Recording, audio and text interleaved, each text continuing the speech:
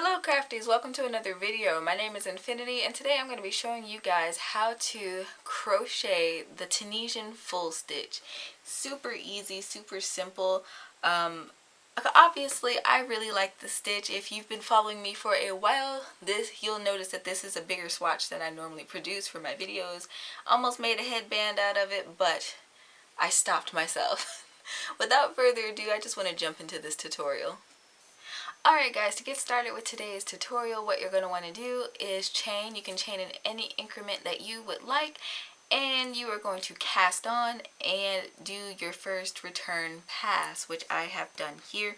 I cast on a total of 12 stitches, so if you're looking to do a headband type project, I use usually about 12 to 15 stitches / chains depending on my project. When you work this stitch up, it will be a very stretchy material vertically and as you can see, it gives you this kind of mesh pattern. And funny enough, when you do the full stitch, the Tunisian full stitch for an entire pattern, it's also called the mesh stitch. So alright, we're going to get into the video. Now what you want to do, what I like to do actually, is once I pull through those last two from my returning pass, I tug just a little bit, not a whole lot, just a little bit on that loop to make it taller. This stitch, you don't want it to be too tight when you're working it.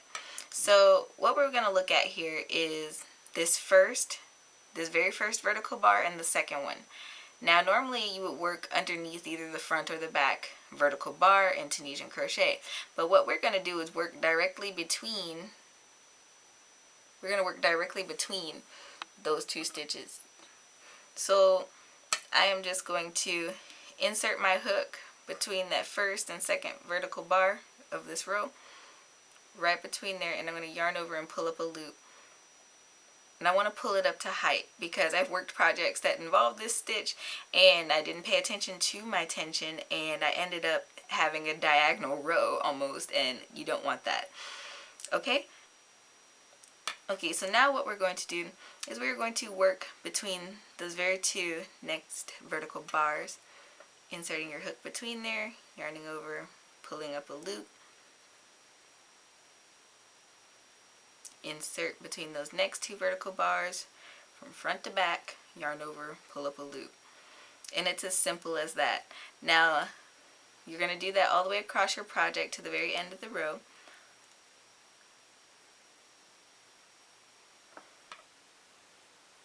Alright, and when you come to the last two vertical bars of your row, what you don't want to do, you don't want to work between those last two. You're just going to go into your last stitch with a normal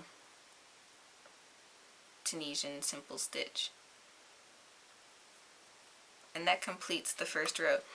So you can't really tell much by working this, but this is a very squishy stitch. Wow, I can't talk today.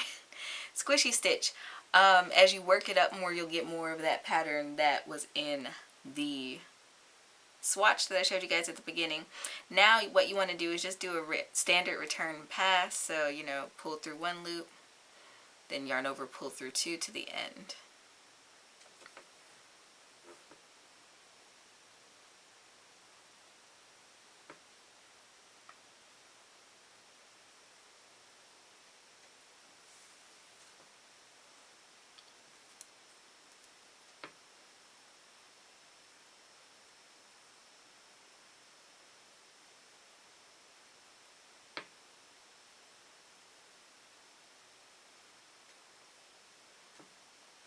Alright, so now that we've done that return pass, I want to show you guys how to do the second row of this 2-row repeat.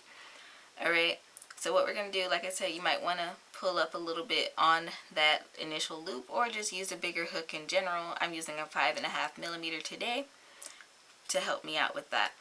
Alright, now we're not going to work between that first and second loop this time. We're going to skip that space and we're going to work into the next space. And we do that to avoid that veering out, that nasty V shape or trapezoid shape that you'll get if you keep accidentally adding more stitches to your row. So that's why we skip that first space right there for our second row. And you're just going to do what you did from the first row, working between those vertical bars. And the fun thing about this pattern, the longer you work it, the more evident those spaces between there become, so it's easy to work between there.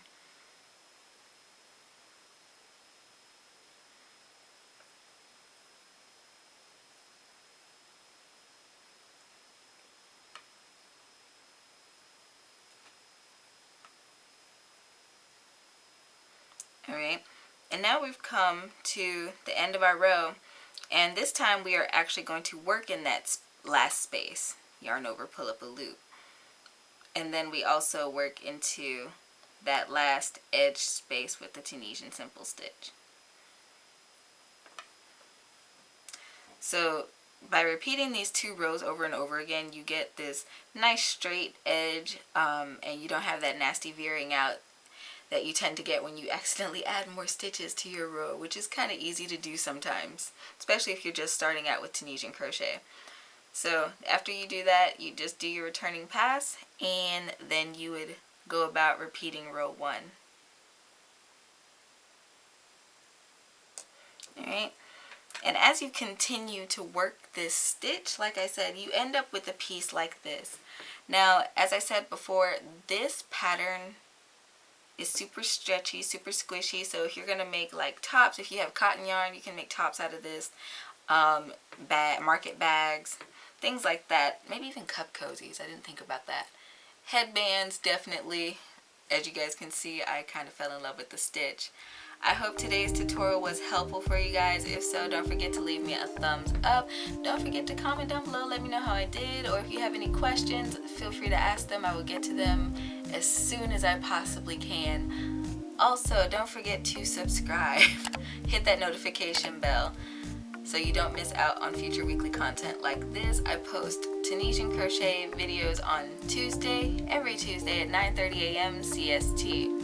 Also, don't forget to check out my other social media. If you don't know by now, I started a new Instagram page maybe around the 17th, 18th of July, and I am already at like 105 followers, so thank you guys so much for that. If you want to see more of the crafts and have more alerts basically regarding tutorials coming up on the channel, that's where you go. That is where you go. I have both of my Instagrams linked in my description below, so feel free to check them out. Lately I've been more active on my new one as I try to build it up.